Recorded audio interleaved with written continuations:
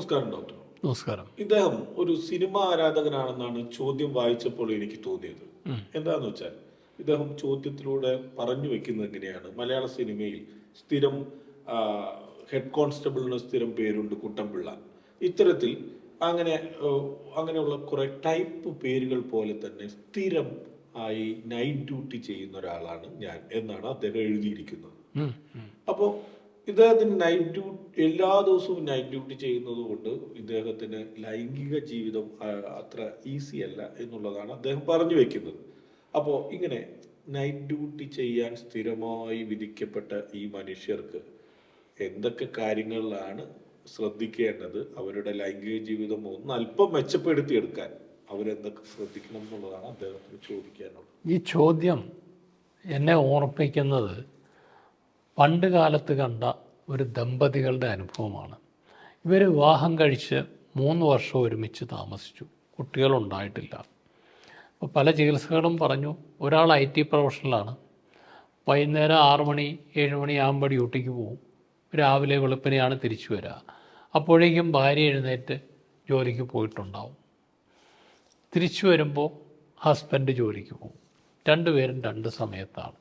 ഇവർ തമ്മിൽ കണ്ടെത്തുന്ന സമയം കണ്ടാൽ തന്നെ ഏതാനും മണിക്കൂറുകൾക്ക് മാത്രം, കുറച്ച് നിമിഷങ്ങൾ മാത്രമായിരിക്കും പരസ്പരം കാണുന്നത്. രാവിലെ ഭാര്യ എഴുന്നേറ്റ് പോകാറാവുമ്പോൾ ഹസ്ബൻഡ് വന്ന് ഉറക്കച്ചടവിൽ അവിടെ കിടന്നുറങ്ങാൻ പോകുന്ന സമയമായിരിക്കും. അപ്പോൾ ഒരു സെക്ഷൽ കോണ്ടാക്റ്റിനുള്ള സമയമില്ല. അങ്ങനെ എന്ത് തന്നെയാണെങ്കിലും ഈ 3 വർഷമായിട്ട് കുട്ടികൾ ഉണ്ടായിട്ടില്ല. ദാമ്പത്യ ബന്ധമുണ്ട്, ബന്ധം നടക്കാത്തതുകൊണ്ടല്ല, പക്ഷേ അത് വളരെ അപൂർവം ചില ഹോളിഡേയ്സിലൊക്കെ മാത്രമാണ്. അവസാനം ഞാൻ അവരോട് പറഞ്ഞു, നിങ്ങളൊരു കാര്യം ചെയ്യുക, ആരെങ്കിലും ഒരാൾ ജോലിയെ നിർത്തിയേ പറ്റൂ. ഒന്നെങ്കിൽ ജോലി മാറുക, നിങ്ങൾക്ക് കൺവീനിയൻ്റ് ആയിട്ടുള്ള ഒരു ജോലി കിട്ടുന്ന തരത്തിലേക്ക് മാറുക, അല്ലെങ്കിൽ ജോലി അവസാനിപ്പിക്കുക. അങ്ങനെ ആ പെൺകുട്ടി ജോലി റിസൈൻ ചെയ്തു.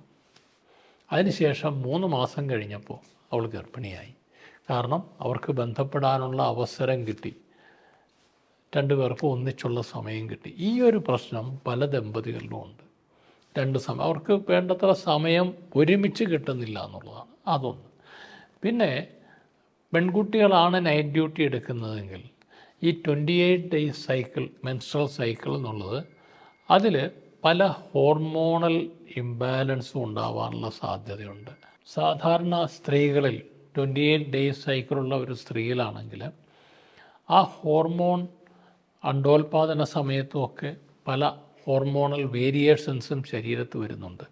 ഇത് സർക്കാഡിയൻ ഋതുവുമായിട്ടൊക്കെ ബന്ധപ്പെട്ട് കിടക്കുന്നതാണ്. ഇപ്പോൾ ഈ നൈറ്റ് ഡ്യൂട്ടി എടുക്കുമ്പോൾ ഈ സർക്കാഡിയൻ ഋതത്തെ ബാധിക്കുന്നതിൻ്റെ ഫലമായിട്ട് പല സ്ത്രീകളിലും മെൻസ്ട്രൽ പീരീഡ് റെഗുലർ അല്ലാതാവാം, ഇറഗുലാരിറ്റി ഉണ്ടാവാനുള്ള സാധ്യതയുണ്ട് എന്നുള്ളതാണ് ചില പഠനങ്ങൾ സൂചിപ്പിക്കുന്നത്. അതുപോലെ തന്നെ പുരുഷന്മാരിലും സ്ഥിരമായിട്ട് ഉറങ്ങാതിരിക്കുമ്പോൾ, നൈറ്റ് ഡ്യൂട്ടി എടുക്കുക എന്നുള്ളതല്ല, ഉറക്കത്തെ ബാധിക്കുമ്പോൾ ഈ സർക്കാഡിയൻ ഋതത്തിനത് പ്രശ്നമുണ്ടാക്കുകയും ഹോർമോണൽ ഇംബാലൻസുകൾക്ക് കാരണമാവുകയും ചെയ്തേക്കാം. പക്ഷേ ജീവിതത്തിൽ ഇങ്ങനെയുള്ള സാഹചര്യം ഉള്ളത് കൊണ്ട് ജോലി ആവശ്യമാണ്, ജോലി ചെയ്യാതിരിക്കാൻ പറ്റില്ല, അതുകൊണ്ട് ചെയ്തേ പറ്റൂ. പക്ഷേ ചിലരെയൊക്കെ ബാധിച്ചേക്കാം. അപ്പോൾ ഒരു ദമ്പതികൾ ഒരുമിച്ച് താമസിച്ച് സ്ഥിരമായിട്ട് ബന്ധപ്പെട്ടിട്ട് കുട്ടികൾ ഉണ്ടാവുന്നില്ല എങ്കിൽ, ഇങ്ങനെയുള്ള പ്രശ്നങ്ങളുണ്ട് എങ്കിൽ അവരുടെ ഗൈനക്കോളജിസ്റ്റുമായിട്ട് അല്ലെ ട്രീറ്റ് ചെയ്യുന്ന ഡോക്ടേഴ്സുമായിട്ട് അത് ചർച്ച ചെയ്യുകയും അതിനുള്ള പരിഹാരം തേടുകയും ചെയ്യേണ്ടതാണ്. അപ്പോൾ ഇത്തരത്തിലുള്ള ധാരാളം സംശയങ്ങൾ നിങ്ങൾക്ക് പലർക്കും ഉണ്ട്.